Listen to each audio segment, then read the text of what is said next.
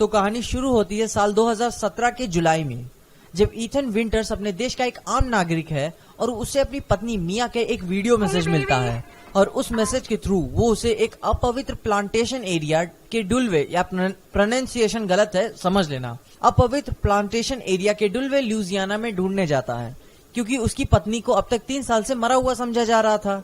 और मिया को खोजते खोजते ईथन एक अजीब से पुराने घर में जाता है और उस घर के तहखाने में उसे मिया एक जेल जैसे कमरे में बंद मिलती है। और जब मिया और ईथन घर से बाहर निकलने वाले होते हैं तब मिया के अंदर माता आ जाती हैं। मतलब मिया बहुत ही डरावनी और भयानक हो चुकी होती है और वो अपने पति को मार देना चाहती है।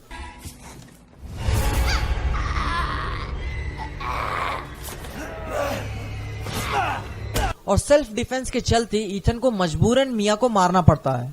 और फिर ईथन को एक औरत का फोन आता है जिसका नाम जोई है, जो उसे उस घर से बाहर निकलने में गाइड करेगी। और जब उसे लग रहा था कि मिया मर चुकी है, लेकिन यहाँ पे वो गलत है। भाई हॉरर स्टोरी है। मिया फिर से जिंदा हो जाती है और इस बार ईथन का वो लेफ्ट हैंड काट देती है। मिया को फिर से मारने के बाद जैक बेकर ईथन को पकड़ लेता है और जैक को घसीटते हुए दूसरे घर में ले जाता है। दूसरे घर में जोई ईथन के कटे हुए हाथ को फिर से स्टैपल कर देती है। और यहाँ जैक बेकर फैमिली का हेड मेंबर है, जो काटने कमाने का काम करता है। वहाँ पे बैठे लोग हैं जैसे कि जैक, उसकी पत्नी मार्गरेट, उनका बेटा लूकस और एक अधमरी हालत में व्हील चेयर पे बैठी एक बुढ़िया। जान लो बेटा, बुढ़िया बहुत हरामी है। उनके द्वारा टॉर्चर किए जाने के बाद जब ईथन वहाँ से भागने की कोशिश करता है तब जैक उस पर बार बार अटैक करता है। ईथन उसे मारने की बहुत कोशिश करता है, लेकिन उसके पावरफुल हीलिंग फैक्टर के कारण वो उसे मार नहीं पाता है। लेकिन जब 1:1 की फाइट के दौरान ईथन जैक को बड़ी मेहनत से मार पाता है और जैक को मारने के बाद जोई उसे फिर से कांटेक्ट करती है और बताती है कि जिस शख्स को तुमने अभी मारा है वो मेरा सगा बाप है। और वो ईथन को और बताती है कि मिया, उसकी फैमिली और वो खुद इस सेम वायरस से इन्फेक्टेड है, लेकिन इस परेशानी को टाला जा सकता है अगर तुम एक स्पेशल सीरम ले आओ तो। और फिर वहाँ से ईथन एक पुराने घर में जाता है उस सीरम के जरूरी इंग्रेडिएंट्स को लेने के लिए। इन सब के दौरान ईथन मार्गरेट को बड़ी मुश्किल से मार पाता है। सारे इंग्रेडिएंट्स को लेने के बाद ईथन को एक अननोन बच्ची का सपना आता है खुली आंखों से। लेकिन फिर ईथन के पहुंचने से पहले लूकस जोई और मिया को किडनैप कर चुका होता है और वो उसे ब्लैकमेल करता है कि अगर तुम्हें मिया और जोई से मिलना है तो उसके बताए हुए रास्ते पे आना पड़ेगा। और उन सारे रास्तों के दौरान उसे कई सारे बूबी ट्रैप मिलते हैं। ईथन अपने दिमाग के जरिए लूकस को बेवकूफ बनाने में सक्सेसफुल रहता है और जोई और मिया को वहाँ से छुड़ा भी लेता है। अब जोई के पास 2 सीरम है, लेकिन कुछ और करने से पहले जैक वहाँ पे आ जाता है, लेकिन इस बार वो हेविली म्यूटेट हो चुका है और उसे हैंड टू हैंड फाइट में हराना लगभग इम्पॉसिबल है। तो कुछ देर लड़ने के बाद ईथन एक सीरम से जैक को परमानेंटली मार देता है। नोट कर लो, अब वो आएगा नहीं। लेकिन अब दिक्कत क्या हुई कि अब उसे या तो मिया को बचाना था या तो जोई को, क्योंकि उसके पास अब एक सीरम है। तो आपको परेशान ना करते हुए मैं दोनों के बारे में बताता हूँ कि दोनों केसेस में क्या होगा। तो सबसे पहले जोई से स्टार्ट करते हैं। अगर हम जोई को चूज करते हैं तो सबसे पहले मिया का दिल टूटेगा। भाई जाहिर सी बात है, वो उसकी पत्नी है और ईथन उससे प्रॉमिस करता है कि निकलने के बाद वो उसके लिए मदद जरूर भिजवाएगा। और वो और जोई बोट पे बैठ के निकल जाते हैं। बोट में जोई ईथन को बताती है कि पूरी बेकर्स फैमिली मिया की वजह से इन्फेक्टेड है, क्योंकि मिया ने एक बच्ची को घर लाया था जिसका नाम एवलिन है। मिया को एवलिन एक शिप के पुराने मलबे में मिली थी जो नदी के किनारे काफी सालों से पड़ा हुआ था।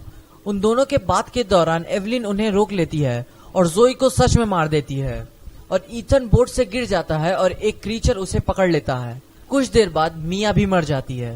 लेकिन अगर हम मिया को चूज करते हैं तो जोई उन दोनों को ताना मारते हुए वहां से भेज देती है और वे दोनों बोट पे बैठ के निकल जाते हैं। और फिर वे दोनों उस शिप के पास पहुंचते हैं, लेकिन इस बार मिया मरेगी नहीं। ईथन को क्रीचर तो पकड़ लेता है, लेकिन मिया उसे बचाने के लिए जाती है। और ठीक ईथन की तरह मिया को भी एवलिन के सपने आते हैं और वो बच्ची मिया को अपनी मदर के रूप में फोर्सफुली रिफर करती है। इन सब के दौरान मिया की मेमोरी रीस्टोर हो जाती है और फिर हमें पता चलता है कि मिया एक एनोमिनस कॉर्पोरेशन की खुफिया एजेंट है जो एवलिन को किसी तरीके का बायो वेपन बनाना चाहते थे। और जाहिर सी बात है, उनसे कुछ गलतियां हो जाती हैं जिसके कारण वो अब उनके कंट्रोल में नहीं है। और यहाँ से हमें स्टोरी के बारे में और जानने को मिलता है कि मिया और एक और एजेंट को किसी और देश में ट्रांसपोर्ट किया जाना था, लेकिन एवलिन वहाँ से भागने में कामयाब रहती है और उसने उस शिप को कंटामिनेट यानी दूषित कर दिया है। एवलिन ने मिया के दोस्तों, करीबियों और कई सारे लोगों को मार दिया है और शिप को डुबा भी दिया है। एवलिन ने मिया को इन्फेक्ट इसलिए किया है ताकि वो उसे फोर्सफुली अपनी मदर बना सके। और जब मिया ईथन को ढूंढ लेती है तब वो उसे एक शीशी देती है जिसमें एवलिन का जेनेटिक मटेरियल रहता है और अगर ईथन ने मिया को सीरम दिया होता तो मिया एवलिन के कंट्रोल से तब तक अपने आप को रेजिस्ट करती रहती जब तक ईथन शिप से बाहर नहीं निकल जाता है। लेकिन अगर ईथन ने जोई को सीरम दिया होता तो मिया एवलिन के प्रेशर को ज्यादा देर तक झेल नहीं पाती और ईथन पे फिर से अटैक करना शुरू कर देती और तब ईथन मिया को कम्प्लीटली हमेशा के लिए मार देता। और जब शिप की तबाही से बचने के बाद ईथन को एक पुराने नमक के खदान में छुपी एक प्रयोगशाला मिलती है जहां उसे पता चलता है कि एवलिन एक बायो ऑर्गेनिक वेपन है जो लोगों को उनके दिमाग के थ्रू इन्फेक्ट कर सकती है और पूरी तरीके से विक्टिम के माइंड को कंट्रोल भी कर सकती है। इन सब के दौरान विक्टिम को इंसैनिटी यानी पागलपन, सुपर ह्यूमन रीजनरेटिव एबिलिटीज यानी एक्सट्रीम तरीके की हीलिंग फैक्टर और काफी सारे म्यूटेशंस भी मिलते हैं। एवलिन के अपब्रिंगिंग के दौरान उसे परिवार से बहुत लगाव था, लेकिन उसे फैमिली कभी मिल ना सकी, जिसके कारण मिया और बेकर्स फैमिली के मेंबर्स को उसने इन्फेक्ट कर दिया। और एवलिन ईथन को बेकर्स के घर फुसलाने की कोशिश भी करती है, लेकिन ईथन पे इन सब का कोई भी असर नहीं पड़ता है। लूकस को कुछ समय के लिए ऑब्जर्वेशन में रखने के बाद और थोड़ी इन्फॉर्मेशन लेने के बाद उस ऑर्गेनाइजेशन ने उसे एवलिन के इन्फेक्शन से बचा लिया और कुछ लैब इक्विपमेंट्स और एवलिन के जेनेटिक मटेरियल के थ्रू ईथन ने एक टॉक्सिक तैयार किया जिससे वो एवलिन को मार सकेगा। टॉक्सिक तैयार करने के बाद ईथन कई सारे टनल्स से होकर बेकर्स के घर पहुंचता है। एवलिन ईथन को फिर से कई सारे मिराज दिखाती है, यानी खुली आंखों से सपना देखना, ताकि वो उसे मेंटली कमजोर बना सके। लेकिन जैसे तैसे ईथन उन सब से बच जाता है। कुछ देर तक लड़ने के बाद ईथन एवलिन के अंदर टॉक्सिन इंजेक्ट कर देता है, लेकिन एवलिन के मरने की बजाय वो उसे बताती है कि वो उस व्हील चेयर वाली बुढ़िया के अंदर है और उसके पहले एस्केप से ही एवलिन सारा प्लान बना चुकी थी। फिर एवलिन बहुत ही बड़े मॉन्स्टर में ट्रांसफॉर्म हो जाती है और फिर वहाँ पे मिलिट्री स्क्वाड भी आ पहुंचती है। जैसे तैसे ईथन एवलिन को मार पाता है और वो मर जाती है। अब मेरी बात भी सुन लो, मेरे ख्याल से एवलिन अभी मरी नहीं है। अगर वो एक बॉडी से दूसरी बॉडी में एक्सचेंज हो सकती है तो इसकी क्या गारंटी है बुढ़िया के अंदर जाने के बाद वो कहीं और नहीं गई होगी। लेकिन खैर, मॉन्स्टर के मरने के बाद मिलिट्री स्क्वाड का लीडर अपने आप को रेडफील्ड नाम से इंट्रोड्यूस करता है, जो ईथन को अपने हेलीकॉप्टर पे रेस्क्यू करते हैं। अब यहाँ दोनों चांसेस के बारे में बात करते हैं।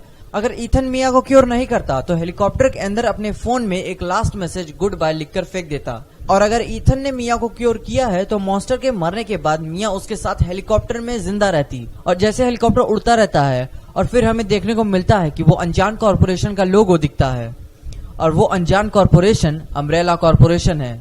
जान रहा था साले सब लफड़ेबाजी वाला काम यही साले सब करते हैं। थॉर सही कहता है, इंसान को प्रकृति के काम में दखल अंदाजी नहीं करनी चाहिए। तो कैसी लगी आप लोग को ये स्टोरी? जानता हूँ कि कुछ लोग अब भी मुझसे नाखुश होंगे क्योंकि मैंने एकदम डीप डिटेल में नहीं बताया है, लेकिन देखो भाई, इसकी मेन स्टोरी यही है। और अगर हमसे कोई भी गलती हुई हो तो हमको माफ कर दीजिए, और अगर आपको लगता है कि मैंने कोई पॉइंट मिस कर दिया हो या कोई कुछ छूट गया हो तो आप उसके बारे में मुझे कमेंट्स में बता सकते हैं। और अब मैं भी जा रहा हूँ अम्ब्रेला कॉर्पोरेशन ज्वाइन करने, और अगर तुमको भी आना है तो कमेंट्स में लिखो यार, खुद रेडफील्ड तुमको हेलीकॉप्टर से लेने आएगा।